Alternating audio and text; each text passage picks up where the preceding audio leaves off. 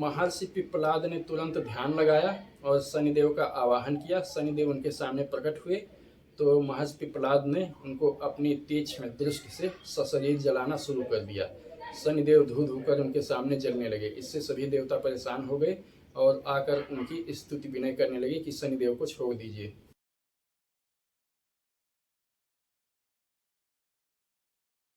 महर्षि पिप्पलाद महर्षि दधीच के पुत्र हैं और वे बहुत ही बड़े तपस्वी हैं और बहुत पहुँचे हुए संत हैं। उनको भगवान शिव का अवतार माना जाता है। जब महर्षि दधीच ने अपनी हड्डियों का दान कर दिया देवराज इंद्र को वज्र बनाने के लिए और उन्होंने अपने प्राणों का त्याग कर दिया, तो फिर उनकी पत्नी वो अपने पति के शव के साथ चिता में जल के सती हो गई।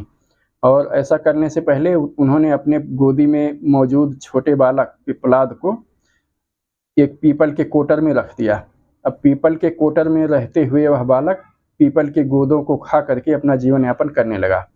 पीपल के गोदों को खाकर जीवन यापन करते हुए धीरे धीरे वह बालक वहाँ पे बड़ा होने लगा।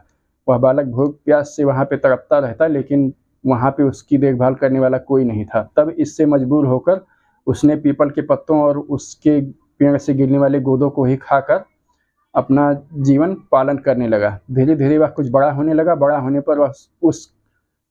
पर वह उस कोटर से निकलकर आसपास टहलने लगा और फिर रात होने पर उसी कोटर में जाके सो जाता और वहीं पीपल के पत्ते और गोदों को खा करके ही बड़ा हो रहा था।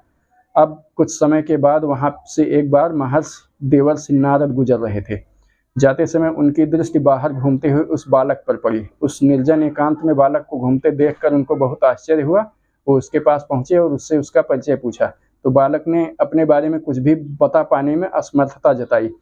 इससे देवर्षि नारद ने ध्यान लगाया और उसके बारे में सब कुछ जान लिया। तब उन्होंने बताया कि तुम तो महर्षि दधीच के महान दानी महर्षि दधीच के पुत्र हो, जिनके दान की वजह से ही देवताओं को वृत्रासुर के आतंक से मुक्ति मिली थी। देवराज इंद्र ने उनकी हड्डियों का वज्र बनाकर और उसकी मदद से असुर वृत्तासुर का अंत किया था और देवताओं को स्वर्ग का सिंहासन वापस मिल पाया था, स्वर्ग देवताओं को वापस मिल पाया था।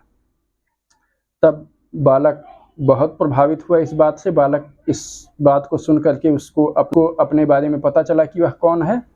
अपने बारे में ज्ञात होने के बाद बालक ने नारद जी से अपने ऊपर और अपने पिता पर इस विपत्ति के आने का कारण पूछा। नारद जी ने ध्यान लगाया और फिर बताया बालक को कि शनि की महादशा तुम्हारे पिता पे चल रही थी और तुम पे भी चल रही थी, जिसकी वजह से तुमको यह कष्ट भोगने पड़े।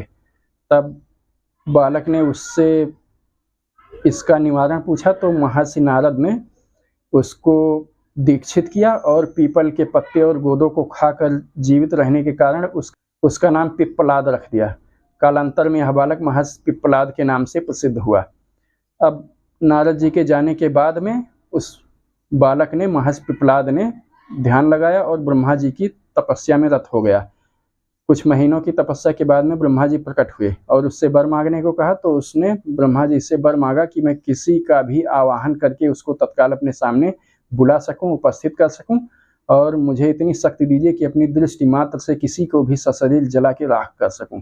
ब्रह्मा जी उसको वरदान दे के चले गए अपने लोक को और उनके जाते ही उस बालक ने शनिदेव का आवाहन किया और शनिदेव उसके सामने आके प्रकट हो गए। अब वह बालक क्रोध में था और शनिदेव से अपने इस कष्ट का बदला लेने के लिए उसने अपने सामने शनिदेव को उपस्थित देखकर उनको अपनी दृष्टि से जलाना शुरू कर दिया। शनिदेव उसके सामने सशरीर जलना शुरू हो गए। अब सभी लोकों में त्राहि त्राहि मच गई। शनिदेव को जलता देखकर तीनों लोकों में खलबली मच गई और सभी देवता तत्काल महर्षि पिप्पलाद के सामने प्रकट होकर और शनिदेव को छोड़ देने की याचना करने लगे। लेकिन महर्षि पिप्पलाद अत्यंत क्रोध में थे और वो बिल्कुल ही शनिदेव को उनके किए का दंड देना चाहते थे।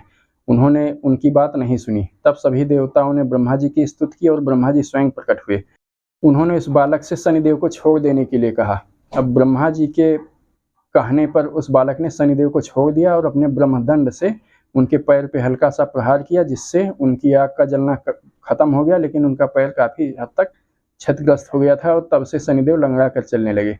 और उसने शनिदेव को छोड़ करके शनिदेव से यह वचन लिया कि आज के बाद से आप 12 वर्ष तक की आयु के बच्चे की कुंडली में कभी भी आप नहीं आएंगे, और आज के बाद से 12 वर्ष तक की आयु के बच्चे की कुंडली में आपका कोई स्थान नहीं होगा।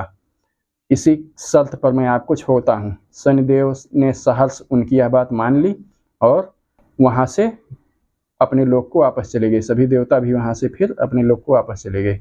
यह महर्षि पिप्पलाद और शनिदेव की कथा है। कहते हैं इस कथा को सुनने और कहने से शनिदेव की दशा किसी को भी पीड़ित नहीं करती है और महर्षि पिप्पलाद को शिव जी का अवतार माना जाता है और शनिदेव जी उनसे बहुत भयभीत रहते हैं।